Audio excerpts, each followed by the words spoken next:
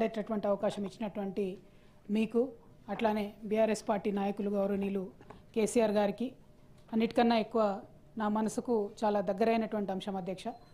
చాలా క్లోజ్గా బీసీ సంఘ నాయకులతోని అన్నదమ్ములతోని అక్క చెల్లెలతోని కలిసి పనిచేస్తున్నటువంటి వ్యక్తిగా ఈ బిల్లు ఈ అసెంబ్లీకి రావాలని చెప్పి పోరాటం చేసినటువంటి వ్యక్తిగా నాకు పర్సనల్గా ఇది చాలా సంతోషకరమైనటువంటి విషయం అధ్యక్ష. నిన్న అసెంబ్లీలో పాస్ అవ్వడం, ఇవాళ కౌన్సిల్కి రావడం. అయితే at the same time I want to express my displeasure అధ్యక్ష. అసెంబ్లీలో ఒక రోజంతా చర్చ పెట్టారు, వాస్తవానికి ఒక రోజు కూడా తక్కువనే. కౌన్సిల్లో ఇంకా డెప్త్గా చర్చ జరగాల్సినటువంటి సీరియస్ అంశం అధ్యక్ష. సరే, వాళ్ళు చెప్పినట్టు 46% మంది ఉన్నా కూడా ఈ 46% కోసం చాలా సీరియస్గా చర్చ జరగాలి. కనీసం ఒక రోజున్నర చర్చ జరగాలి అధ్యక్ష. కాకపోతే 2 గంటలలో బీసీ బిల్లు, 2 గంటలలో ఎస్సీ బిల్లు అని చెప్పి ఏదో మమా అనిపించేద్దాం అనుకుంటే అది ప్రజలు కూడా గమనిస్తారు అధ్యక్ష. గవర్నమెంట్ ఈ ఇష్యూని సీరియస్గా తీసుకోవాలి. నేను డే 1 కూడా తమరితో రిక్వెస్ట్ చేశాను కౌన్సిల్ ఎక్కువ రోజులు నడపాలని చెప్పి. ఎందుకంటే పెద్దల సభ అని పేరు కనడం, చర్చ దగ్గరకు వచ్చేటప్పటికి 2 నిమిషాలు మాట్లాడండి, 1 నిమిషం మాట్లాడండి అనడం మాత్రం ఈ ఇష్యూలో పర్టికులర్ బీసీసీ ఇష్యూస్లో ఇది తప్పు అధ్యక్ష. ఎక్కువసేపు చర్చ జరగాల్సినటువంటి అవసరం ఉన్నది. రెండవది అధ్యక్ష, మనం అవునన్నా కాదన్నా మన దేశంలో కులం అనేటటువంటిది ఒక వాస్తవం అధ్యక్ష. కులం పేరు మీద డిస్క్రిమినేషన్ జరగడం, కులం పేరు మీద అవమానాలు జరగడం అది గత చరిత్రలో జరుగుతూ వస్తుంది. అద్భుతమైన దేశం అధ్యక్ష భారతదేశం. కాకపోతే మన భారతదేశ సంస్కృతిలో ఉన్న ఒకే ఒక చీకటి కోణం కులం అధ్యక్ష. దాన్ని ఎవరం కాదనిలేం. కానీ ఆ డిస్పారిటీస్ని తగ్గించాలి, ఆ కులం అనేటటువంటి అంశాన్ని పక్కకు పెట్టి యావత్ సమాజాన్ని కూడా కలిపి తీసుకెళ్లాలనేటటువంటి ప్రయత్నం అందరూ కూడా చేస్తూ ఉన్నాం అధ్యక్ష. దానిలో భాగంగానే రాజ్యాంగంలో ఎస్సీ ఎస్టీలకు ముందుగానే సేఫ్టీ సెక్యూరిటీ మెజర్స్ కులాల ప్రాతిపదికనే ఇవ్వడం జరిగింది అధ్యక్ష. కానీ దురదృష్టకరమైనటువంటి అంశం ఏంటంటే ఆనాడే ఒకవేళ అంబేద్కర్ గారు కానీ, నెహ్రూ గారు కానీ, రాజ్యాంగాన్ని రచించినటువంటి పెద్దలు, స్వాతంత్ర ఉద్యమం నడిపినటువంటి పెద్దలందరూ ఆనాడే బీసీలకు, మహిళలకు కనుక రాజ్యాంగపరమైనటువంటి రక్షణలు ఇచ్చి ఉంటే అధ్యక్ష, నేను ఘంటాపదంగా చెప్పగలుగుతాను అధ్యక్ష, మన దేశం అమెరికాను దాటిపోయి అభివృద్ధిలో ముందుండేది. మనంతట మనమే ఒక 50% సమాజాన్ని అవకాశాలు ఇవ్వకుండా దూరం పెట్టామనేటటువంటి బాధ మాత్రం అందరికీ ఉన్నది అధ్యక్ష. అదేవిధంగా మహిళలు లేదు, నేనేమంటున్నా, ఆనాడు ఎస్సీ ఎస్టీలకు ఎలాగైతే అవకాశాలు ఇచ్చిండ్రో అదే నాడు బీసీలకు, మహిళలకు కూడా ఇచ్చి ఉంటే కులాల ప్రాతిపదికన ఇవ్వద్దు అనే ఒక చర్చ వచ్చింది కాబట్టి బీసీలకు ఆనాడు అవకాశం రాలేదు. కానీ ఎస్సీ ఎస్టీలకు కూడా కుల ప్రాతిపదికనే సెక్యూరిటీ ఇచ్చిండ్రు అధ్యక్ష. ఇది చాలా గంభీరమైనటువంటి అంశం. నేనేదో పాలిటిక్స్ మాట్లాడదలుచుకోలేదు అధ్యక్ష. ఒక రెవల్యూషనరీ బిల్ తెచ్చినందుకు వాస్తవానికి కూడా నేను ప్రభుత్వాన్ని అభినందిస్తూ ఉన్నాను అధ్యక్ష. ఎందుకంటే ఇట్లాంటి బిల్లు తెచ్చినప్పుడు బాధ్యత ఎక్కువ ఉండాలి. ఇంకా అదే నేను అడుగుతా ఉన్నా, ఇంకా సీరియస్నెస్ ఎక్కువ ఉండాలని నేను అడుగుతా ఉన్నాను తప్ప ఇంకోటి లేదు అధ్యక్ష. అయితే సంపూర్ణ స్వరాజ్యం ఎప్పుడు సాధ్యమవుతుంది అంటే నేను చెప్పేది బీసీ, ఎస్సీ, ఎస్టీ మహిళలందరికీ కూడా అవకాశం ఉన్నప్పుడే సంపూర్ణ స్వరాజ్యం సాధ్యమవుతుంది అధ్యక్ష. అధ్యక్ష, మన దేశంలో గొప్ప గొప్ప మనుషులు, ఛత్రపతి శివాజీ లాంటి వాళ్ళు, సాహు మహారాజ్ లాంటి వాళ్ళు, పెరియార్ గారు, నారాయణ గురు గారు, మన రాష్ట్రంలో అధ్యక్ష సర్దార్ సర్వాయి పాపన్న గౌడ్ గారు, పండుగ సాయన్న ముదిరాజు గారు, చాకలి ఐలమ్మ గారు, దొడ్డి కొమరయ్య కుర్మ గారు, అట్లా వీళ్ళందరి పోరాట గాథలు, వీర చరిత్రలు, అద్భుతమైనటువంటి అంశాలు ఉన్నాయి అధ్యక్ష. ఇవన్నీ ఇంతమంది త్యాగదనులు, ఇంతమంది పోరాట వీరులు ఉన్నటువంటి సందర్భంలో కూడా అధ్యక్ష అందాల్సినటువంటి అవకాశాలు మాత్రం అందలేదన్నది వాస్తవం అధ్యక్ష. అది ఏ ఇండిసెస్ తీసుకోండి, ఇవాళ కేంద్ర ప్రభుత్వంలో ఉన్నటువంటి ఉద్యోగుల సంఖ్య తీసుకుంటే అధ్యక్ష మనకు రిజర్వేషన్ ఎప్పుడో వచ్చింది, కానీ ఇప్పటికి కూడా 23% బీసీలు కేంద్ర ప్రభుత్వ ఉద్యోగుల్లో దాటలేదు అధ్యక్ష. అదేవిధంగా మన యూపీఎస్సీలో జరిగేటటువంటి రిక్రూట్మెంట్లో కూడా వాస్తవానికి రిజర్వేషన్ 27% ఉంటుంది కానీ అధ్యక్ష అన్ఫార్చునేట్లీ 7 to 8% కూడా బీసీలు యూపీఎస్సీలో రాలేనటువంటి పరిస్థితి ఉంది అధ్యక్ష. మరి ఒకవేళ గ్లోబల్ ర్యాంకింగ్స్ చూసుకుంటే అధ్యక్ష 194 దేశాల జాబితాలో మన భారతదేశం 144వ స్థానంలో ఉంది అధ్యక్ష. అంటే తలసరి ఆదాయం విషయంలో. కానీ దేశ తలసరి ఆదాయం వర్సెస్ బీసీల తలసరి ఆదాయం చూసుకున్నట్లయితే అధ్యక్ష అసలు $2,500 పర్ హెడ్ మనది కంట్రీలో ఉంటే బీసీలకు ఉండేటటువంటి పర్ క్యాపిటల్ ఇన్కమ్ అధ్యక్ష $500 కూడా లేదు. అంటే అసమానతలు, ఇందాక అన్న ఏవిఎన్ రెడ్డి గారు అద్భుతంగా మాట్లాడారన్న, అసమానతలు మన దేశంలో ఎట్లా ఉన్నాయనేటటువంటి అంశం. మరి దీనికి కారణం ఎట్లా అధ్యక్ష? మన దేశంలో సంపదను చూసినట్టయితే 50% జనాభా ఉన్న బీసీల దగ్గర కేవలం 15% మాత్రమే సంపద ఉంది అధ్యక్ష. ఎందుకు వచ్చింది అసమానతలు అని అంటే డెఫినెట్గా ప్రపంచీకరణ జరిగింది అధ్యక్ష, పారిశ్రామికీకరణ జరిగింది, సాంకేతిక పురోభివృద్ధి జరిగింది. అయితే ఈ బీసీ అని కాన్సెప్ట్ మనం లూజ్గా వాడుతున్నాం, కానీ ఈ బీసీలలో భిన్న వృత్తుల సమాహారం ఉన్నటువంటి వ్యక్తులు ఉంటారు అధ్యక్ష. ఒకటే టైప్ వ్యక్తులు ఉన్నారు, అన్ని వృత్తులు చేసినటువంటి వాళ్ళందరూ ఉంటారు.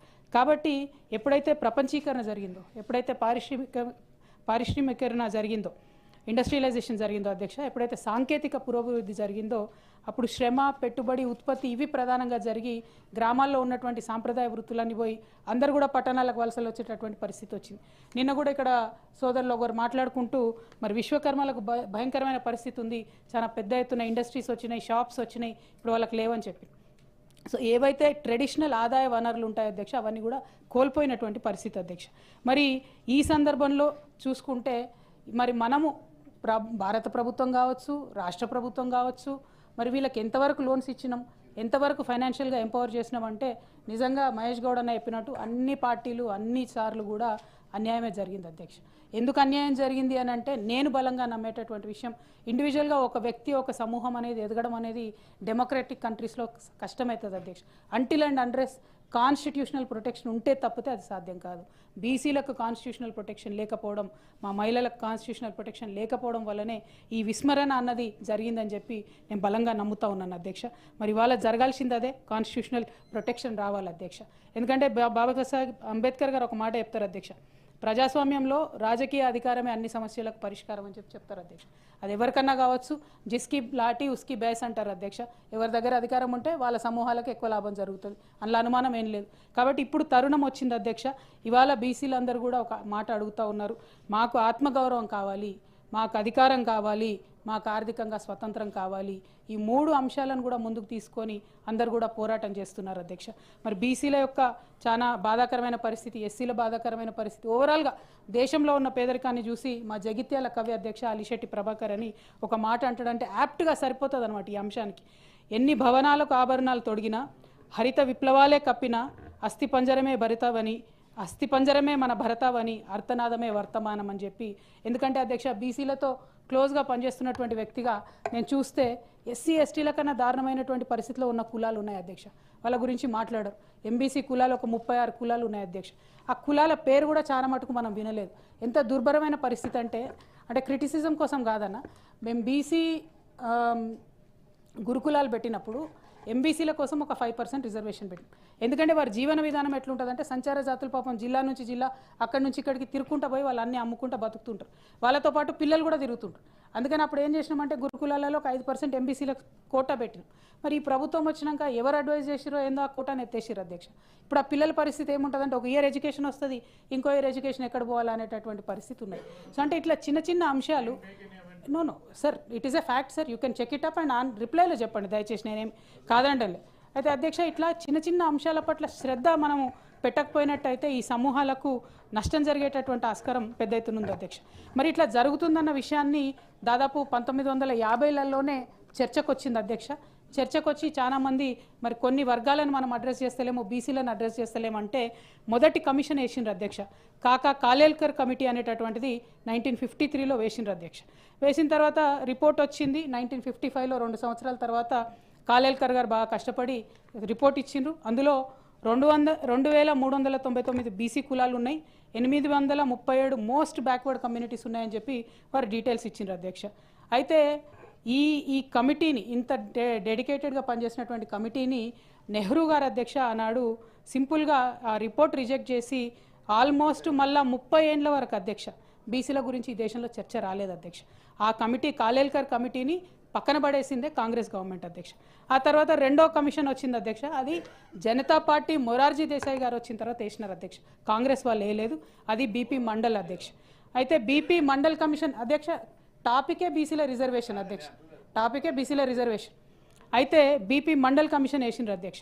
వేసిన తర్వాత ఏం జరిగింది, ఆ రిపోర్ట్ వచ్చింది. ఇందిరాగాంధీ గారు 10 సంవత్సరాలు ఆ రిపోర్టు భద్రంగా బీరువాలో పెట్టిండ్రు, కానీ దాన్ని ఇంప్లిమెంటేషన్ చేయలేదు అధ్యక్ష. ఆ తర్వాత వీపీ సింగ్ గారు ప్రభుత్వం వచ్చిన తర్వాత వీపీ సింగ్ గారు 1990లో 1990లో వారు ఇంప్లిమెంట్ చేసిరు తప్పితే అప్పటి వరకు ఎవరు కూడా కాంగ్రెస్ పార్టీలోంచి ఏం చేయలేదు అధ్యక్ష.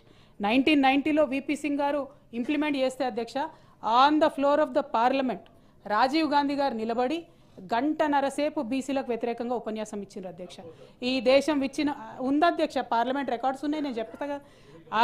ఈ దేశం విచ్ఛిన్నమవుతుంది బీసీలకు ఇట్లా రిజర్వేషన్లు ఇస్తే బీపీ మండల్ కమిషన్కి వ్యతిరేకంగా మాట్లాడినటువంటి పార్టీ కాంగ్రెస్ పార్టీ అధ్యక్ష. అదేవిధంగా అధ్యక్ష 1993లో ఈ పోరాటాల ఫలితంగా బీపీ మండల్ కమిషన్ కోసం హింస చెలరేగింది దేశవ్యాప్తంగా. అదంతా జరిగిపోయిన తర్వాత 27% జాబ్స్లలో రిజర్వేషన్ వచ్చింది అధ్యక్ష. కానీ 2006 వరకు కూడా అధ్యక్ష మనకు ఎడ్యుకేషన్ ఇన్స్టిట్యూట్స్లో కొన్ని ఇన్స్టిట్యూట్స్ అయితే 2008 వరకు కూడా రిజర్వేషన్ ఇవ్వలేదు అధ్యక్ష. అంటే ఎయిమ్స్ కావచ్చు అధ్యక్ష, ఐఐటీలు కావచ్చు, ఎన్ఐటీలు కావచ్చు, వీటికి వేట్లో కూడా 2008 దాకా కూడా ఇవ్వలేదు అధ్యక్ష. ఆ తర్వాత మళ్ళీ 2011లో సోనియా గాంధీ గారు అధ్యక్షులైన అధ్యక్ష, కాంగ్రెస్ పార్టీ అధికారంలో ఉంది, రాహుల్ గాంధీ గారు కూడా పార్లమెంట్ సభ్యులుగా ఉన్నారు. ఆనాడు కాస్ట్ సెన్సెస్ చేస్తామని చెప్పి 4500 కోట్ల రూపాయలను రిలీజ్ చేసిరు అధ్యక్ష. కాస్ట్ సెన్సెస్ చేసిండ్రు, కానీ ఆ కాస్ట్ సెన్సెస్ డేటా ఇంతవరకు బయట పెట్టలేదు అధ్యక్ష. 4500 కోట్ల రూపాయలు వేస్ట్ అయిపోయినాయి. కాస్ట్ సెన్సెస్ డేటా బయట పెట్టలేదు. ఆనాడు పార్లమెంట్ మెంబర్గా ఉన్న రాహుల్ గాంధీ గారు మాట్లాడలేరు, సోనియా మేడం మాట్లాడలేదు. దాని మొత్తం కూడా కంప్లీట్గా డీఫ్రీజర్లోకి వెళ్ళిపోయింది అధ్యక్ష. ఇక ఆ తర్వాత